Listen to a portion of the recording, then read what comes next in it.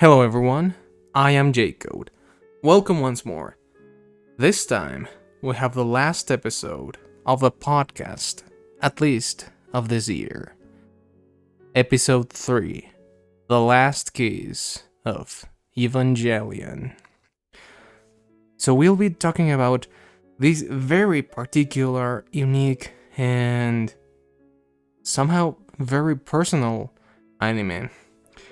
But before all of that, if you allow me to, let me explain a little bit of the background, or should I say, the inspirations behind everything that makes this something very, and I say it, very, very grand. And we have to start talking about a German philosopher called Arthur Schopenhauer. He was a very strange man.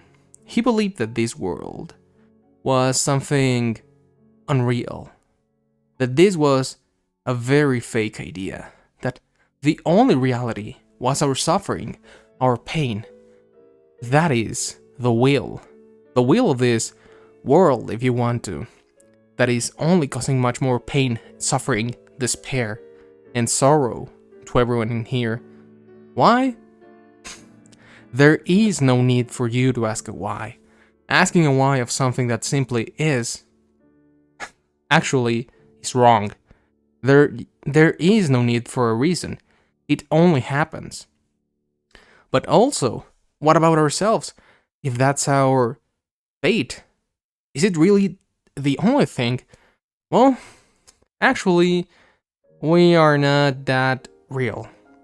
What I mean by that, in the words of Schopenhauer, is that you are just a representation. All of us are not different. In fact, we are very similar. But we have an idea of ourselves. But we are not real. As I've said, we're only representations of that very will. Of that very real thing that is the will. But is it really all? Is that all? Isn't there something else? There are perhaps two major ways to actually get out of this. The first one, or rather the quickest one, although not the best nor the perfect, is the art. That you have the paintings, you have writing, you have playwrights, and maybe the best of all of those is music. The other is none other than the peace of the mind, a state of relaxation, detaching yourself from this very dirty world.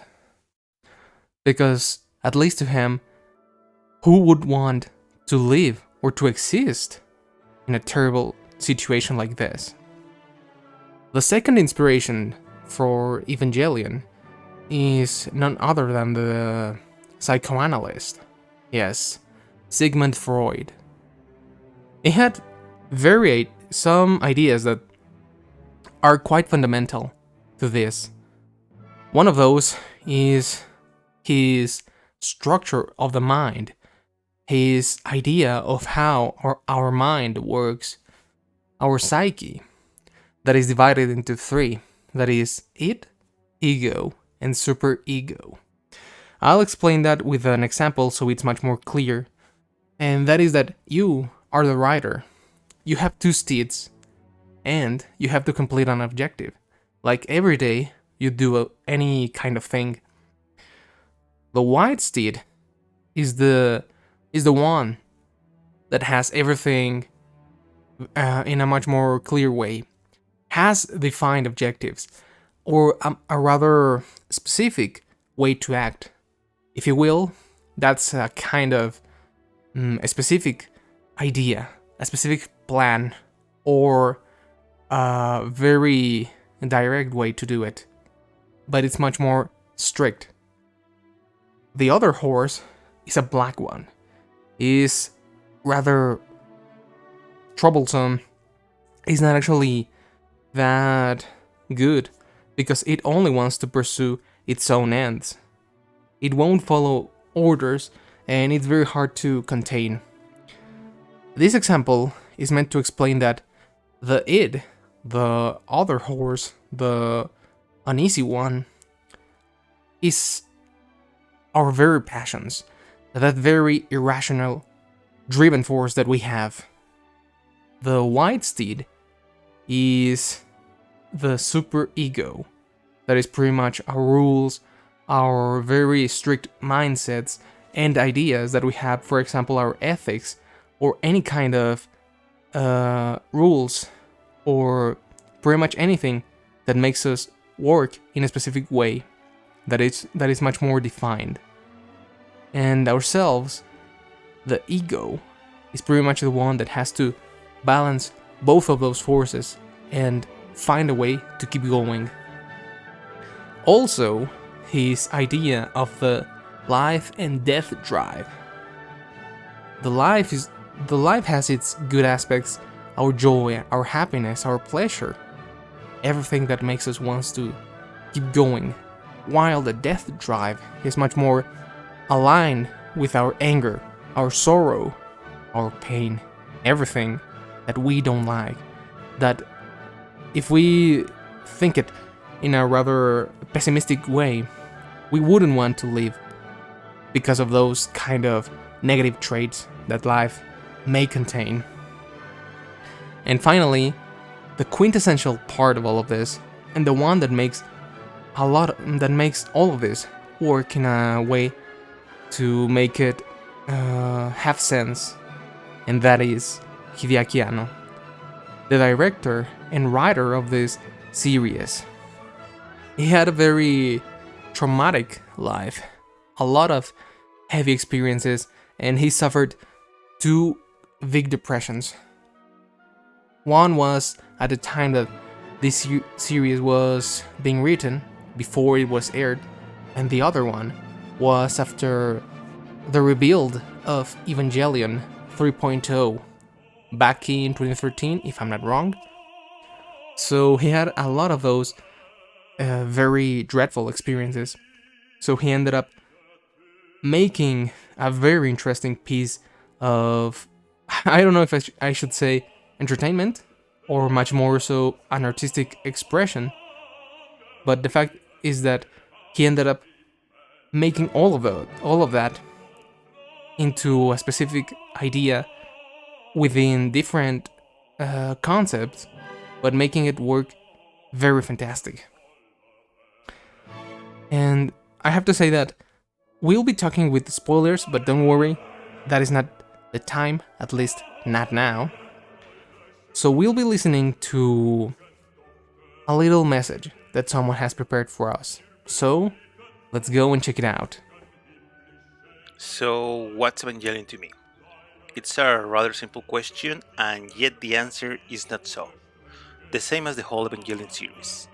To put us in context, I am almost 40 years old at the date of this recording. That implies that I was there when it was launched for television, coincidentally, when I was a teenager, maybe about 16-year-olds. But I don't tell you this to make this some biography or something. But I do because this should take us to analyze this production as a product that is timeless, and that it has some great impact since then. And if we analyze it from socially, it should take us to understand the factors that influence the creation of the show, and at the same time its influence in later generations. Um, I think that the meaning of the show it's been different in every stage of my life, since the depressive CG until the last version in which he is able to close all the circles and say goodbye to everything. And this is a perspective that I perceive very differently between the generation that are younger to mine. I would like to make a parenthesis here. The show was very nasty to some, the same way it is for some today. In that case, it was not always welcome as it is. Coming back to the contrast and the meaning, a while ago, not so much ago, um, I was commenting the ending of Thrice Upon a Time with a graduate from psychology. He's very geek, and this guy shared with me his sadness and his disappointment when uh, he had understood about the ending that everything was just in Shinji's imagination, and I could not agree. As a professor and uh, philosophy amateur, I had to make an intervention.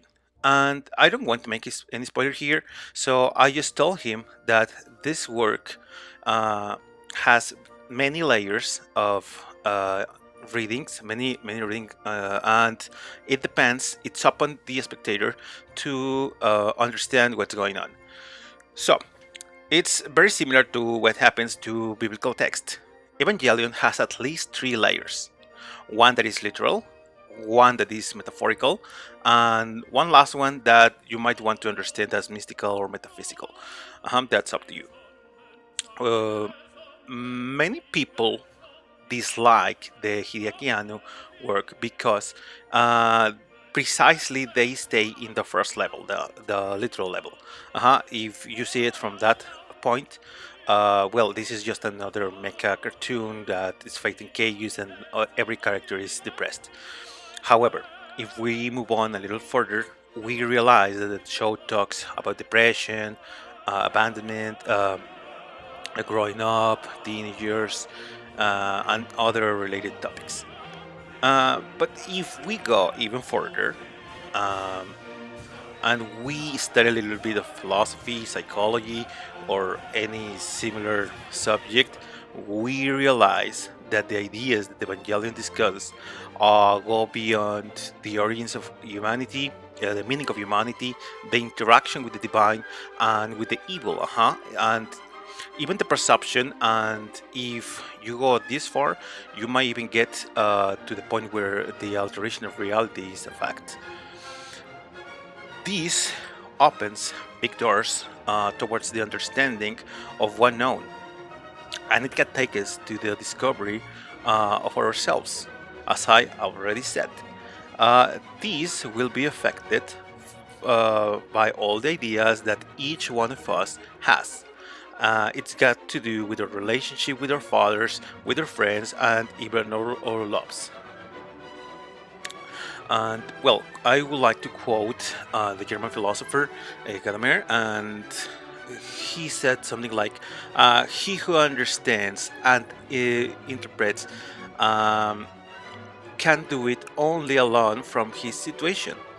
The interpretation," he continued, "it is not an effect of comprehension, but it is what is understood already an interpretation." In other words, the whole Evangelion um, makes this interpretation to each one according to his or her experiences, and then it mixes up onto the level of your own comprehension. It's fantastic, and I don't think it's a coincidence. If we look to the two poles, the beginning and the end, the alpha and omega, as you would like to see it, one realizes that on all the mutations that the author has suffered, he was able to put all of these into the last thing, into the last movie. And because there is nothing sadder than a Japanese man sad, who's sad, and oh boy, Keanu was really sad, we should ask ourselves, or I invite you to ask you, if you have never ever been so depressed like he was. I think that's why Thrice Upon a Time will have an effect really strong in people who are not so fond right now. When those people grow up, they might watch it again and they will realize that the movie was not really bad itself, and that actually they carried some big issue that they could not speak at the moment. But it's just a prediction. And well, I could talk about Evangelion for days, but I do not want to monopolize this space in this channel. Thanks for the invitation, J-Code, and as you said, Sapere Aude. Alright, now we're back. And I have to say that, as we have heard, the specific idea that Evangelion has, or that very end goal that this specific series has, is something that many have already struggled since it was aired back in 1995. But I think I'll be exploring that a little bit more. So, now, I would say that we'll be talking in details, and maybe with 2 or 3 spoilers. So, if you have not watched this series, I recommend you to watch it. And talking about that, I've written the chronological order of the whole series, and everything that is mentioned there is 100% canonical. So as I've said, if you haven't watched this anime, go see it and you may return. Otherwise, if you don't mind any of that, you can stay here. Now we'll be talking about all of it.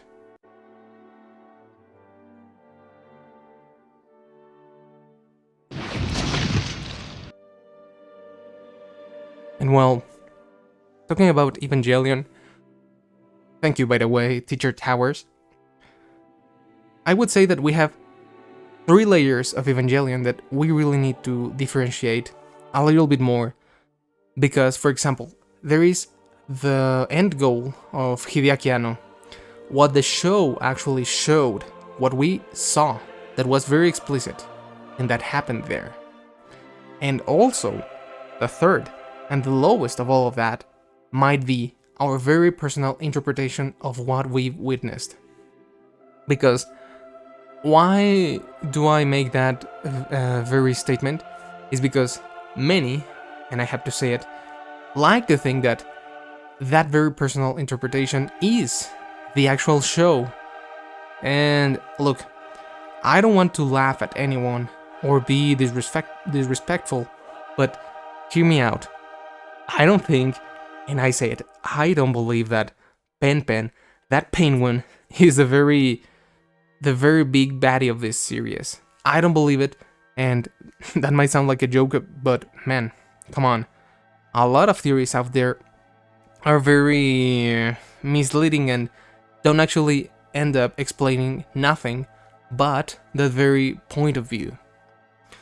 So now, talking about Hideaki Anno, as I've said, with those fundamentals that I've mentioned, that is Schopenhauer and Freud, and the background of Hideaki, I have to say that when I finished the Neon Genesis series, after episode 25 and 26, I had something in mind, and that was that, was it really this all that Hideaki Anno wanted to actually say?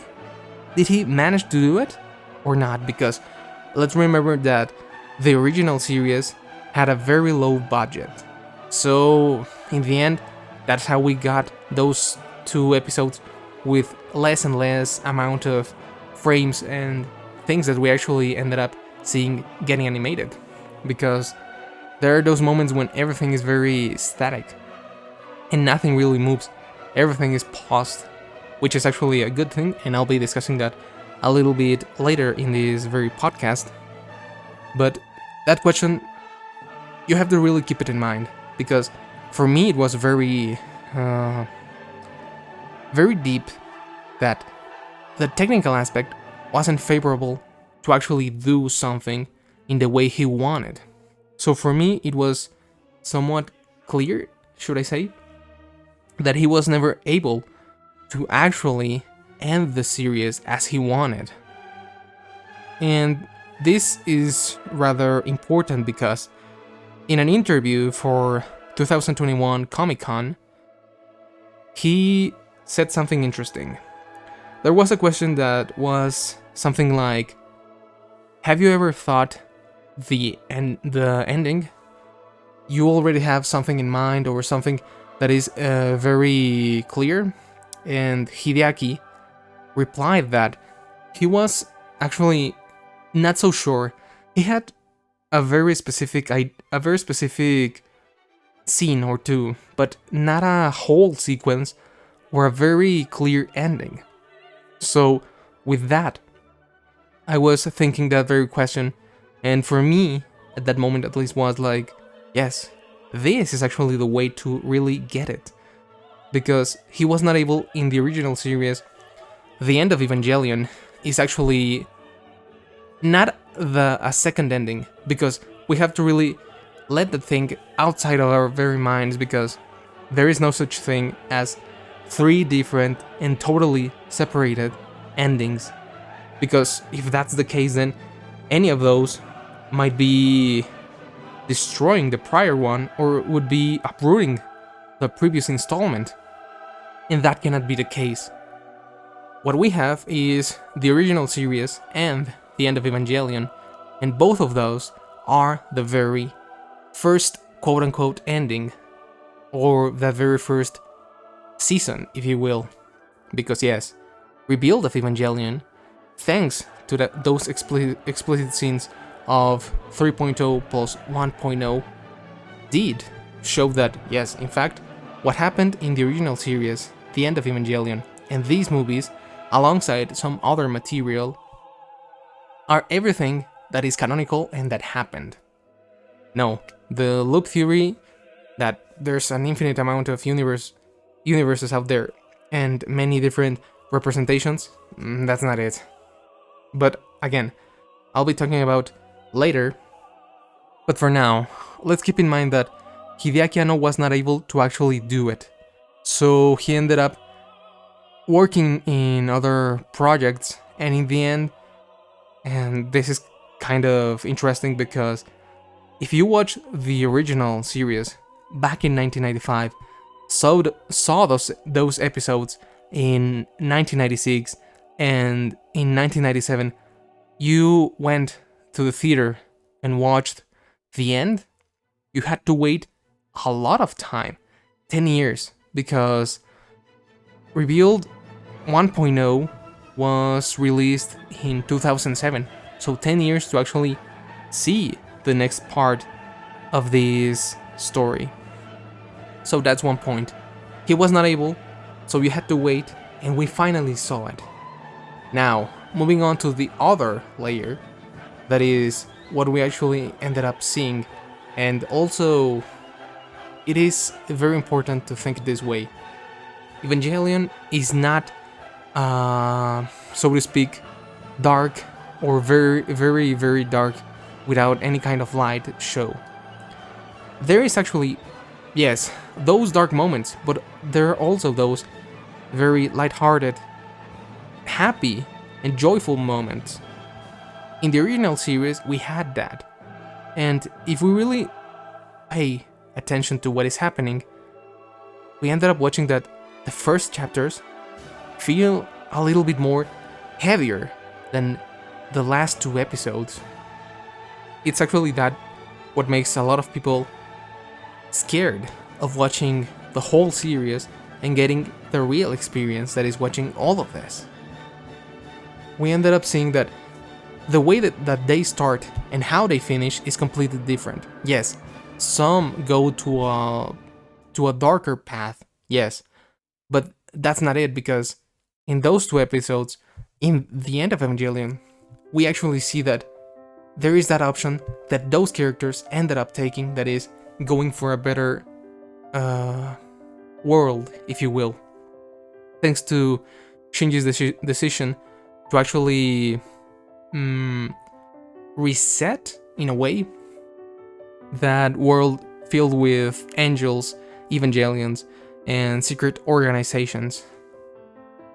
And thanks to that, and at least that's for me, and moving on to the other layer, that is the lowest one, the personal interpretation, for me, Evangelion is the show where you actually witness how a character, even though yes, it takes time, it's painful, it's hard, and it's not an easy thing, can move on from that very hard place where he's living. Because Shinji, the way that he starts, is not the same as in Thrice Upon a Time. And I think that is quite clear if we realize, or if we investigate a little bit more about how the series is. Any kind of declarations of Hideaki Anno might also give us a clue on how this is a show not about depression, not about suffering, but actually to learn to grow, to move, to keep going, and to maybe have the will to do something different, and not to stay in that very hard position. That is the thing that I always think when I'm having a thought on Evangelion.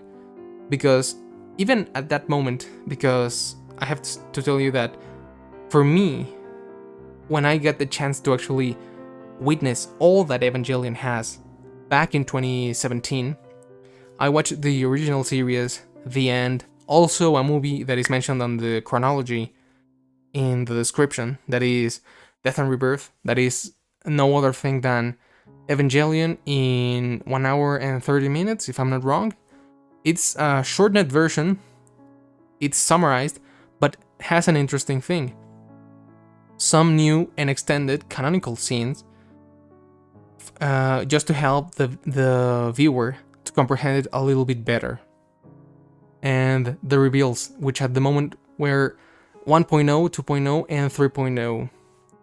And I always had in mind that I needed to wait and to see what happens in the last installment, because for me it was something important to actually get to know more and get some insights of Hideaki Anno and what he was doing to actually comprehend it. Because let's be clear, Evangelion is not very explicit.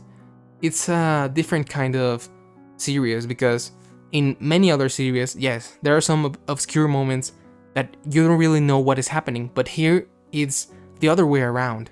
Here, you ended up watching a lot of things that may or may not be that clear, and you have to understand it in a different way. Maybe not explicit, but intuitive.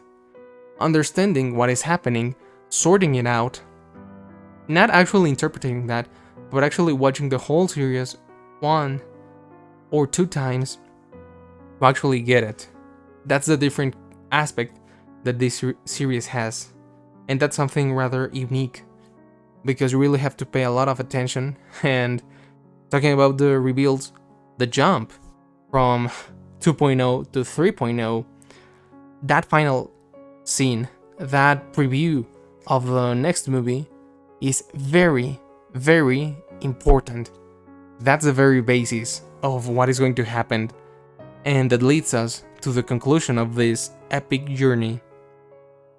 Because as I've said, in a very quick way, first, Evangelion is Hideaki Anno expressing and letting us know that yes, suffering is there, pain is there, but also joy, happiness, everything like that is part and is what makes life so unique. And if you remember the question that I asked on the previous installment of the podcast, what is it that makes life unique, worth living? For Hideaki Anno also thought that if we brought back here and if we watch all of this, we really have that idea. It's clear. Secondly, Evangelion showed all of that, showed progression in terms of characters, the way that they change, how they have a different outlook, and that they don't end up getting trapped in a specific phase. And also, that for me personally, it's somewhat linked to that, because in the end, Evangelion is that change, that option, that will, that is not to stay on that very dark set. Now that I've said that, I have quite a few scenes from this show that I always keep in mind because that scene where Shinji is in his room and he's about to sleep, he put on his headphones and he's listening to his Walkman to the track 25 and 26, and then suddenly Asuka enters his room and she's looking at him, and suddenly Shinji looks at her, and he's practically mesmerized of this ideal girl, this facade of perfection.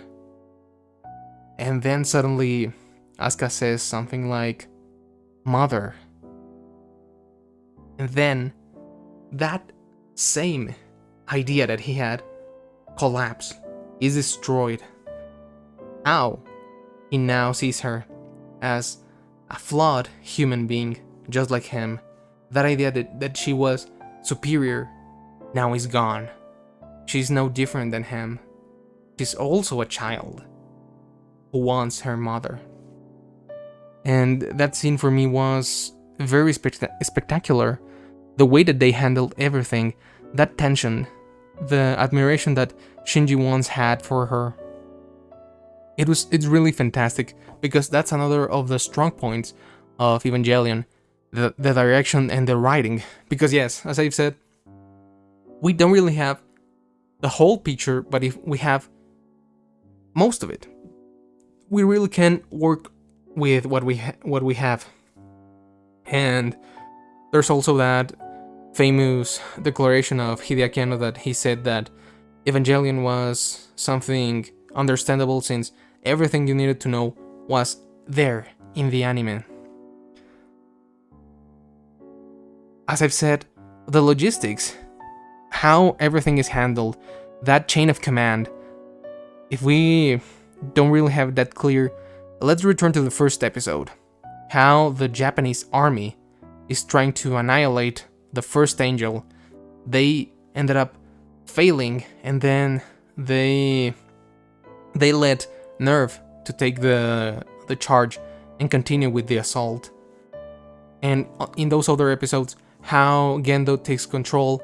If he is not there, then Fuyutsuki is the one who takes control, or if he is not able to, then he lets Misato take the orders and plan an idea to complete the mission. That's fantastic. Other aspects such as music are magnificent. They're very, very great. The opening, that music is divine. Also, the ending, which if you really pay attention to it, you might be thinking that it's only that version of the singer Claire. But that's not it. There are other variations of that ending. In the latest episodes, it changed, because you have the Seiyu, or the voice of Rei, and I think there's also a version with Asuka, who sings the song. So it's really great. A way to change it, and to also let you know that things are not really that steady. Things are going to change. And even some aspects, like, as I've mentioned, the budget, which is one of the cons of Evangelion, are, strangely enough, well implemented, in the sense that the way that they use that con in favor of this series is magnificent, because when you ended up having aesthetic scenes where you only have a single frame, but you have that background music or any kind of effect, the sound, and even the brightness of the picture, it lets you know that there's something there. For example, that scene where Asuka and Rei are in the elevator, and there's that heavy tension between Asuka and Rei. And as we know, how that very scene ends. Or, for example, one of my favorites, that is that scene after Kaworu enters the final dogma and he's watching that big white thing that is underneath Nerve. Shinji grabs him, and then he's about to take a decision that is going to hurt him a lot. And the way that he stands there, and he only is thinking and taking his chance, and taking his chance, and actually doing all of that. And that's because Evangelion is the anime of the distance. Even in the second episode, the distance between Shinji and Misato is quite considerable. I mean, she's supposed to be taking care of her. She's supposed to be taking care of the new pilot, and she's afraid. She doesn't seem to be really that confident. Yes, it changes afterward, but those first interactions between characters are fundamental. Even Rei, the way that she acts, very cold towards anyone, and how she changes is another very impactful thing of this very production. And now that I've said that, and also that there is no such thing as three different and totally separated endings, in the sense that any of this is the ending that you might choose, and that's it. I think I have to talk about the rebuilds that were a very interesting project. Many seem to hate it, and there's something rather strange, because anyone might like the first installment and hate the other ones. And maybe there's someone else that loves the second or third rebuild, but hates the prior installment, and is like, why? Leaving that aside, it was very unique to continue the series with movies, because how and why is thanks to maybe having now the chance to actually create a bigger project and not being limited with any kind of budget or any limitation like that. And also that for those who still hold that idea that Evangelion has those remakes is wrong, because then why is that Red Sea that only happens when the third impact takes place and everything is destroyed?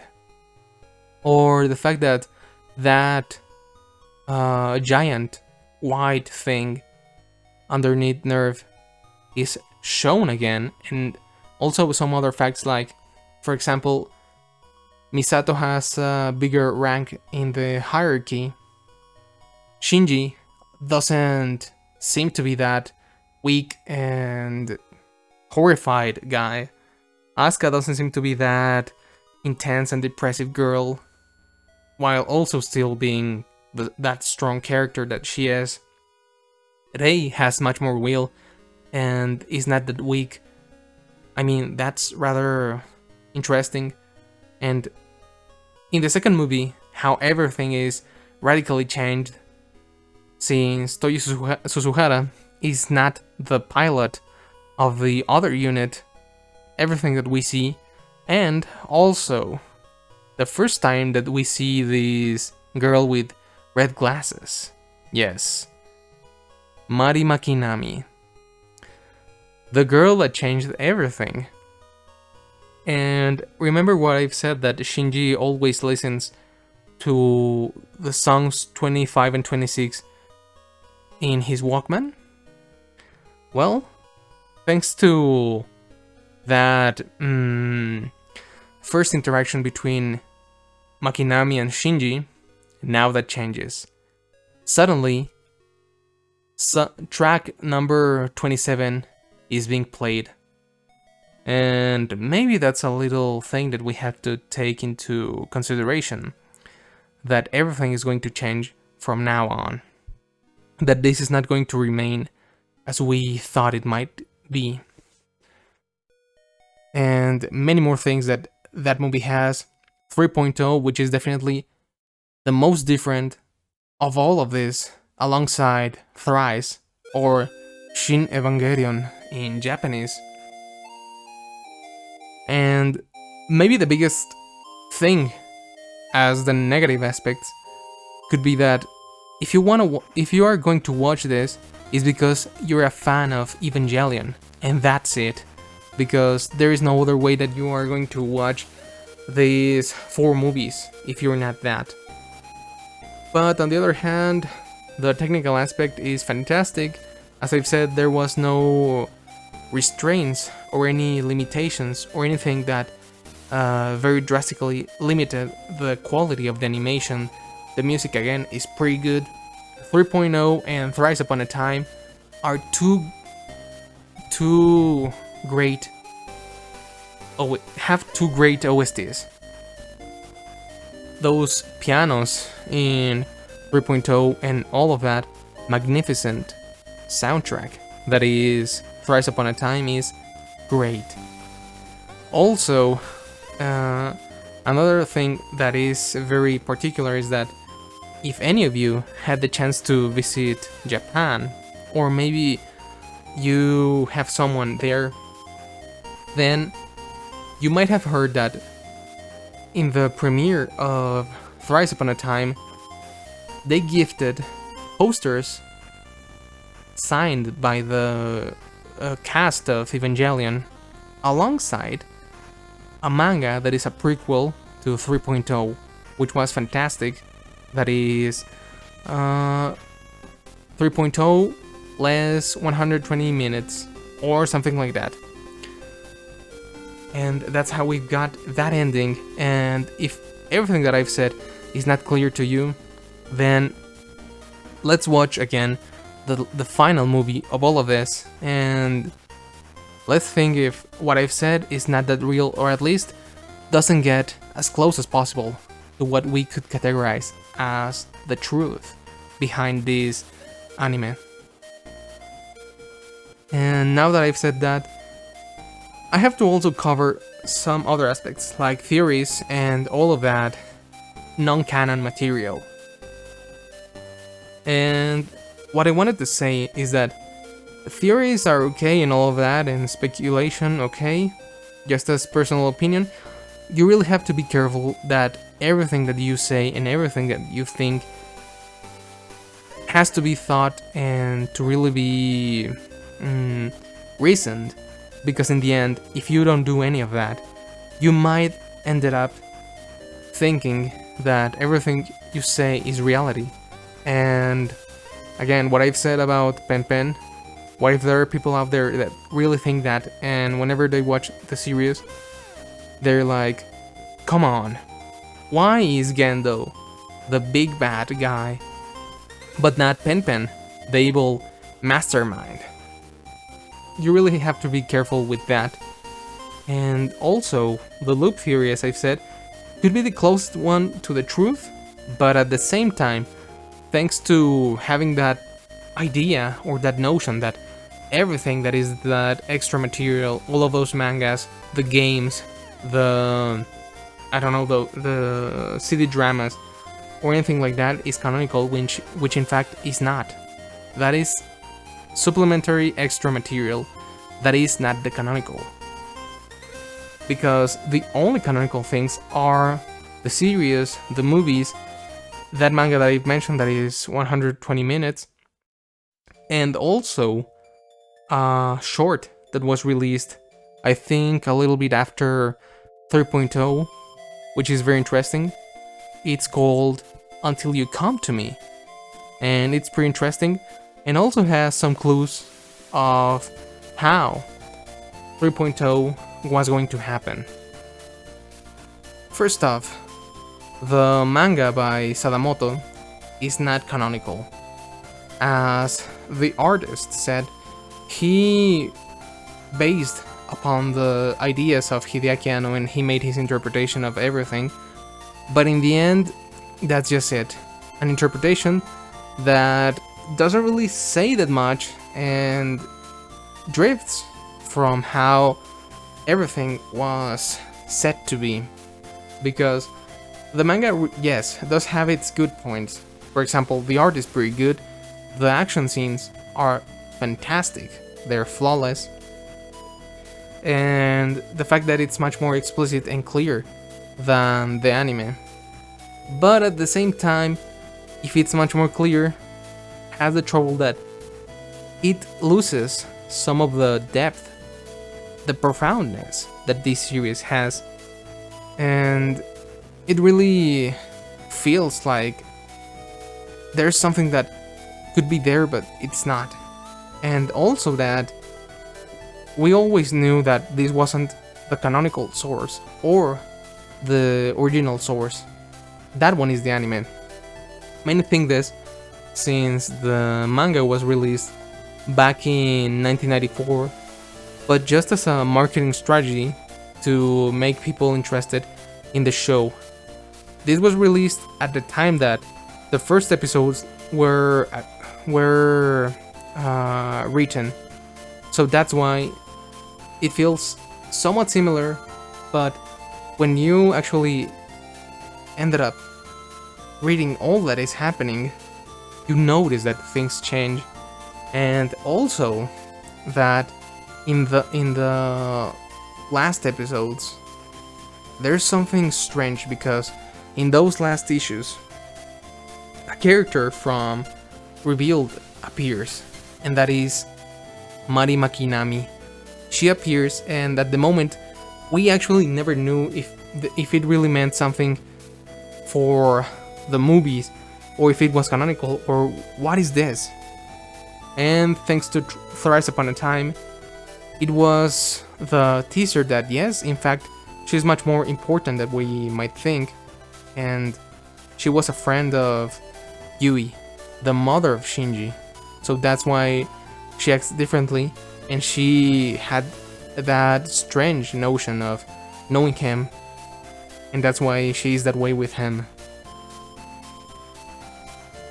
Also, the games of Evangelion are a very strange thing, because there's only a single one that has canonical elements, and that is Neon Genesis Evangelion 2 for the PlayStation 2, which had some interesting ideas, because if you ended up completing all the missions, you had the access to computers in which there was some texts that were actually canonical based on interviews that the team that made this game had with Hideaki Anno. And if you don't believe me, in one of those logs there was something interesting. The mention of a race that was called the Ancient Ones, and they actually ended up being mentioned in the last movie. So as I've said, that is the only one that has canonical elements. But then we have the visual novels, some very strange games like the project of racing Asuka and Rei, which were very, I don't know, bizarre games. And also some other maybe cool stuff that was having a browser in your PlayStation 3 that was exclusive for Japan, in which the voice of Misato read the news and let you know everything like that. But again, none of those are canonicals, even those other mangas that are out there, or that fan manga that was Retake, which was a way to, at least by a fan, continue with everything that we at the time never knew after what happened with the End of Evangelion. I wouldn't really recommend any of that material, and just to conclude with this particular segment, I never, and I have to say it, I have never thought that I would see Robo Shinji, the new agent of law enforcement. If you want to know what I'm talking about, let me know in the comments. I may cover that thing, because yes, it's something strange. And now, finally talking about maybe my last thoughts on all of this. Maybe, and this is going to be very, very wild, is that Shinji is one of the best characters in all the anime. The way that he's written, how he reacts, how everything happens, and how he behaves is fantastic. Yes, he is not the traditional character that many of us would like to think when we are actually witnessing, enjoying, or having the chance to actually see a character like this. But as I've said, it's fantastic, it's well implemented, it's well written, and the way that everything ends in 3.0, fantastic. It was fair, yes, because Purki de Akiano would actually be suffering if he was still thinking like, damn, I really still need to think of an ending and this is not going to end. Many have already an idea of how it has to end, but I really need to put a bigger effort on this. Personally, I was having a crisis, and it's going to be rare, but for me, it wasn't hard to actually have an idea and grasp that intuitive aspect of Evangelion. And when I had the chance to actually see that final movie, for me it was something different.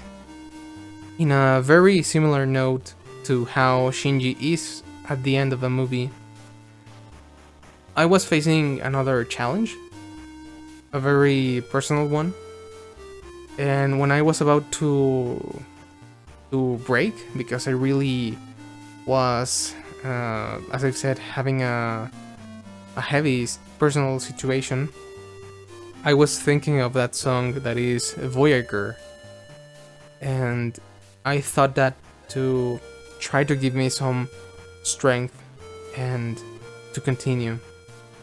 That if I have the will, then I have to do it. And that's what I can say.